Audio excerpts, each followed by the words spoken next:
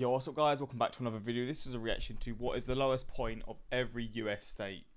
Now, I know where the lowest point in the US is, and it's somewhere in Death Valley, which also has like quite close to it the highest point in the US as well, or something like that. Actually, that might not be the fact, but I know it's in Death Valley, the lowest point in the US, but for each state, I'm not too sure. And I do see the US as like a country that's got a lot of mountains, but obviously, like like a lot of the states in the middle of the US is very flat, right? So I guess maybe some of those will be quite low. I don't know if they'll be below sea. Actually, if it's the lowest point, they definitely will be below the sea level. But we're going to see this reaction. Hopefully, going to see this video. Hopefully, going to enjoy. And let's jump into this reaction and see the lowest point in each US state. You've heard all about highest points from me on this channel. My US high points video is literally the high point of my channel. But today it's time to reach a low point, or rather 50 low points. The lowest points of all 50 US states. I've been working on this video for the last month and I'm so excited for you all to see it, so please do make sure to leave a like down below and subscribe to the channel for more videos just like this one. So with that, let's begin.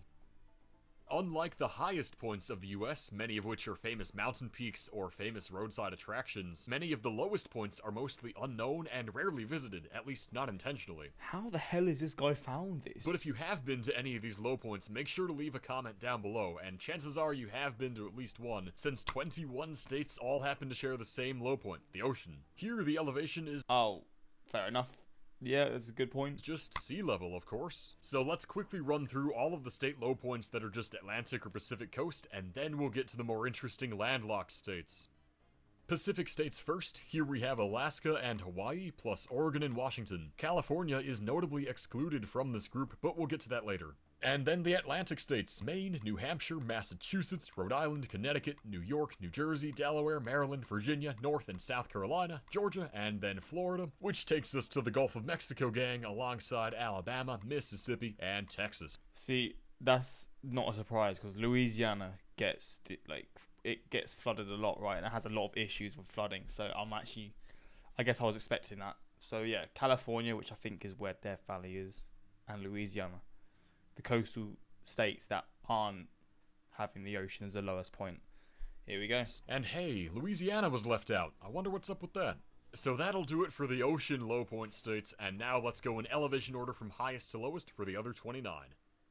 Perhaps coming at no surprise is Colorado, the state with the highest low point. Measured at about 3,315 feet above sea level, or just barely a kilometer, this low point is located right where the Arickaree River crosses into Kansas. It's located on private land, and despite its relatively uninteresting locale, there's a fascinating story from Colorado Public Radio about how the landowner discovered it was on her property, which I'll link in the description. By the way, Colorado's low point is higher than the highest points of 18 states. No way. It's pretty incredible. Wow. Wyoming's lowest point is next in line at 3,101 feet. This one is very similar to Colorado's in that it's a river at the east edge of the state, the Belle Fourche River on the South Dakota border. And if you're starting to think this kind of low point is a trend, you would be right. Anyway, Wyoming's low point is right at the edge of the Black Hills, which funnily enough are home to South Dakota's highest point. New Mexico spices things up a bit with a reservoir low point, Red Bluff Reservoir on the Texas border. But really, this is the Pecos River in disguise, so same old same old. At about 2,842 feet above sea level, this is down in the southeast corner of the state. And this lowest point is also intriguingly close to the highest point in Texas, which is only about 50 miles west. And they all seem to be on state lines and stuff. Up on the Utah-Arizona border is Utah's lowest point, measuring just about 2,000 feet above sea level at Beaver Dam. Why are they all on borders, or like near borders? Gosh. This is a seasonal stream that only flows during periods of rain, so when it's dry, you could stand right in the riverbed on the border. It's also less than 3 miles away from the tri-point with Nevada, so that's fun. But good luck trekking through the desert to visit this area. Montana keeps us out west with its low point, located along the Kootenai River where it crosses into Idaho. At 1,800 feet above sea level, it's surrounded by mountains 3 times as high, although the dense tree cover along the river obscures that juxtaposition a bit. This is definitely the most accessible low point of the non-ocean states so far, since it's right off US Highway 2. South Jeez. Dakota kicks off the Midwest with its lowest point being on the Minnesota border at Big Stone Lake. This is also the first low point under 1,000 feet at 966. Now this one is unique so far in that the lake itself forms the border, so just about anywhere along the lake on the South Dakota side could count as the low point. Although this definitely very official and legitimate Google Maps POI is in Big Stone City, so do with that info what you will. Heading a bit south, we find Nebraska's low point at about 840 feet in elevation. Okay, what is the reasoning for it always being on the state lines? Maybe state lines are made in lower, like where the land, like, they just happen to be made where the land was lower. This is so interesting. I don't understand. It's along the Because Missouri I guess near rivers and stuff, which possibly adds to it as well. River, where it leaves the state to form the Kansas-Missouri border, which just so happens to be at the tri-point of the three states and the easternmost point of Nebraska. So this is a must-visit spot for geography superlative tourists, but don't forget your kayak if you want to truly hit the tri-point. North Dakota takes us up to the Canadian border with its lowest points. At roughly 750 feet above sea level, this is found right where the Red River flows north into the province of Manitoba. And hey, there's an international subdivision tri-point right there with Minnesota too. Although trying to visit either of these things might get the attention of the nearby border crossing officers. Idaho finally brings us a new type of low point, the confluence of two rivers. Where the Clearwater River meets the Snake River at the Washington border is Idaho's low point. Oh, is where it's like near where people live. 710 feet above sea level. The twin cities of Lewiston, Idaho and Clarkston, Washington are found here. On the Lewiston, Idaho side is where you'll find the farthest inland port that's connected to the Pacific Ocean, and the relatively low elevation helps to illustrate how that's possible. Back in the plains is the lowest point in Kansas. Roughly 679 feet above sea level, it's at the Verdigris River along the Oklahoma state line. This is just outside Coffeyville in the southeast part of the state. It's a nice enough river, but unfortunately the Kansas being ultra-flat stereotype holds up here. It'd be pretty hard to pick this out as the lowest point from its surroundings. Very pleasant here though. The next few high points take us to the Great Lakes Basin, where the 5 famous lakes sit relatively low in elevation and as such form a vast drainage area. First up is Minnesota, with its Lake Superior shoreline measuring 601 feet above sea level. This is contrasted beautifully with the nearby Sawtooth Mountains and the Misquah Hills a bit further north, which contain Eagle Mountain, the highest point in the state. Wisconsin's lowest point is along its extensive Lake Michigan waterfront, measuring about 579 feet above sea level. Speaking from experience, it's well worth a visit to this part of the state. From Milwaukee's lakefront to the cliffs of Door County, there's so much to do and see along this huge shoreline of a low point.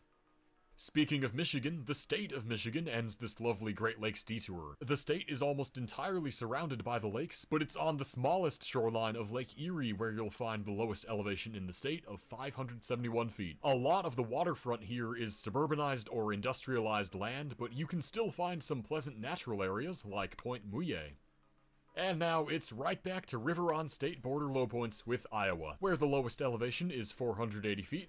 Back on board, like, okay, I'm really fascinated by that. Like, this is 3 different states. It's like the point for 3 different states colliding. Where the Des Moines River meets the Mississippi. The Des Moines River is what forms that little tail section of Iowa in the southeast, and so the low point is also at the tri-point with Missouri and Illinois. Sadly, it's not quite the southernmost point in Iowa, as this little piece of land to the west takes that title.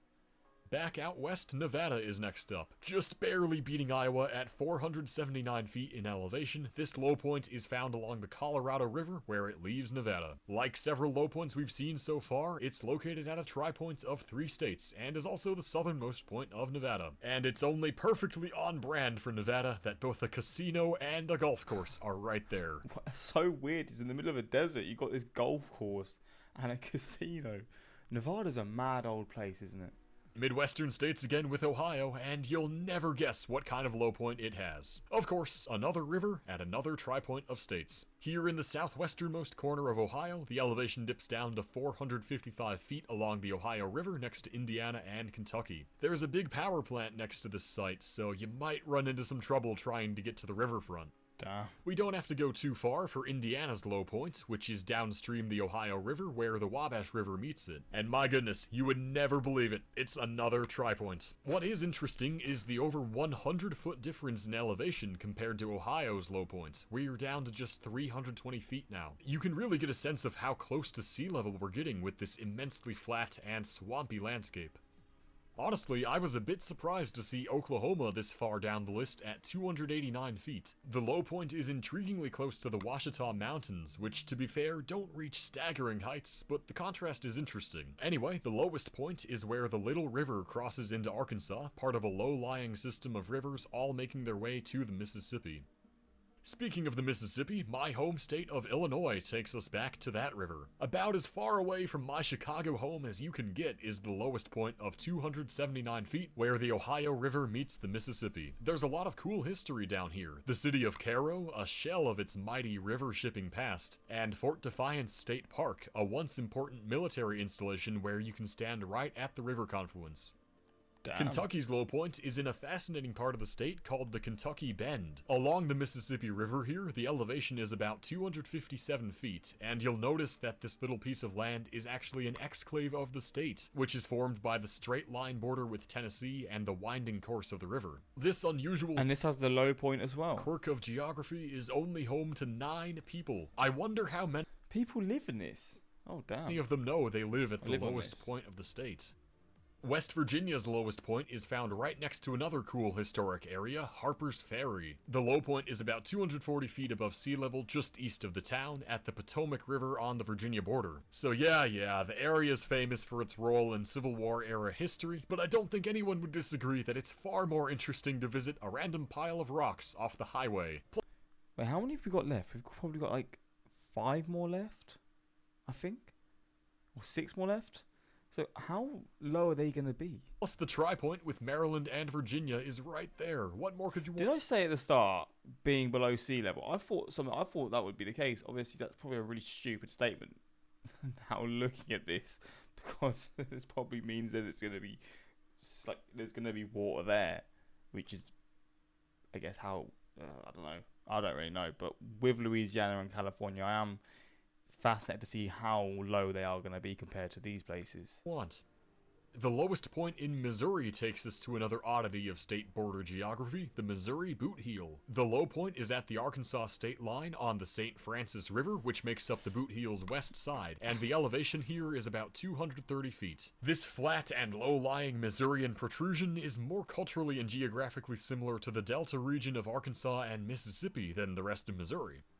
Sticking in this area, we head down to Tennessee's lowest point, which is found along the Mississippi River where it borders, well, Mississippi. At about 178 feet above sea level, it's just outside the city of Memphis, and if you decide to trek through the woods to get there, you'll find yourself among Cow Islands 47 and 48, apparently. Don't know about you, but I'm booking my trip as we speak. We are dipping below 100 feet now as we head up. We haven't looked at the New England states for a reason, because a lot of them are on the coast. Vermont, though. To Vermont, where the lowest point is on Lake Champlain at only 95 feet above sea level. This low elevation is a result of its connection to the nearby St. Lawrence River, a historically important shipping route that drains the entire Great Lakes system into the Atlantic Ocean. Arizona is the only state with a low point on the Mexican border. At just 70 feet above sea level, this is found where the Colorado River flows into Sonora. If you visit, you'll find yourself among an irrigation fuel. Where the hell is the river? Am I blind? Oh, this. I was looking at this. I was like, wait. Oh, okay, that's the river. Isn't it mad that a river goes through this sort of land and you can just see how dry and like how lacking of water this land is?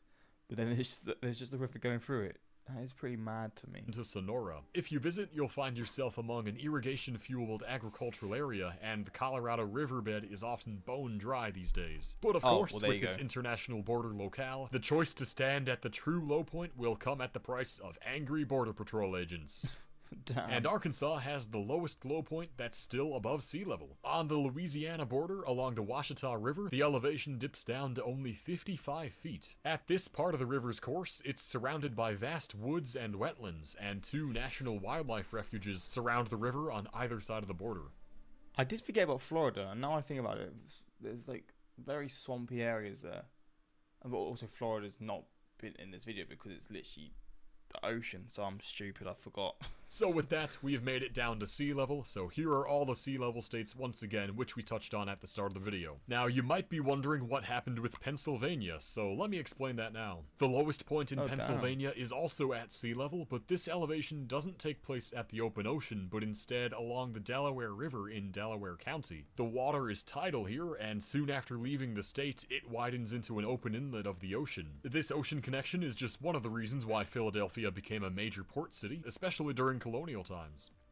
If you've been paying close attention, you know we have just 2 states left, both of which have low points below sea level. First is Louisiana, which of course is the state where the Mississippi River finally empties into the Gulf of Mexico. The city minus 2.44 of New Orleans. And it's in New Orleans.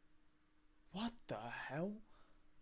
Talk about bad location to build a city. Which is located in the river's delta, is the lowest point in the state, with parts of the city reaching 8 feet below sea level. New Orleans was first settled on the naturally above sea level land on the banks of the river, but low-lying land closer to Lake Pontchartrain was eventually drained and developed. The low elevation here leaves the city extremely prone to flooding, with Hurricane Katrina as an infamous and tragic example. You can really get a sense for how vulnerable the city is by looking at the levees that hold back the water surrounding it. And at last, the lowest point of the entire country is in California, in its famous Death Valley. This is, how far, bloody hell, how is it, how are all these states above the sea level, and then you've just got California with Death Valley, Badwater Basin, with this level? It's not like a little bit under sea level, it's 86 meters. What? National Park, measuring an impressive 282 feet below sea level at Badwater Basin. This is also the lowest point in all of North America. It's an endorheic drainage basin of the surrounding desert, which basically means the area's water ends up here instead of eventually flowing to the ocean. This area is absolutely fascinating and extreme, not only for its low elevation, but also its high temperatures. Some of the highest temperatures anywhere on Earth have been measured in Death Valley, just north of the low point. But what I think is the most jaw-dropping fact is that the lowest point in the entire country is only 85 miles away from the highest point of the entire contiguous US. That would be Mount Whitney, which soars to an elevation of 14,505 feet. This stark contrast creates an almost unreal variety of landscapes in such a small area. With soaring mountains and deep valleys, lush forests and arid deserts, this region of California is one of Earth's greatest natural wonders. So there we. It is mad how that can work in that way, but hey, that's just how geography is, or that's just how land is even. The lowest point of New Jersey is actually MetLife Stadium whenever the Giants play. That's a good comment. I love that comment a lot. It's always a bit of fun just to laugh at shit teams. God damn it! Watching this video about low points was ironically the high point of my day. Well, damn. Damn, this comments are funny, man. But yeah, hopefully you guys enjoyed this reaction. Let me know your thoughts. And have you been to any of these places? You've probably only realistically been to Death Valley, because that's actually a place that is probably like people go to because they think it's quite cool because it's the lowest point.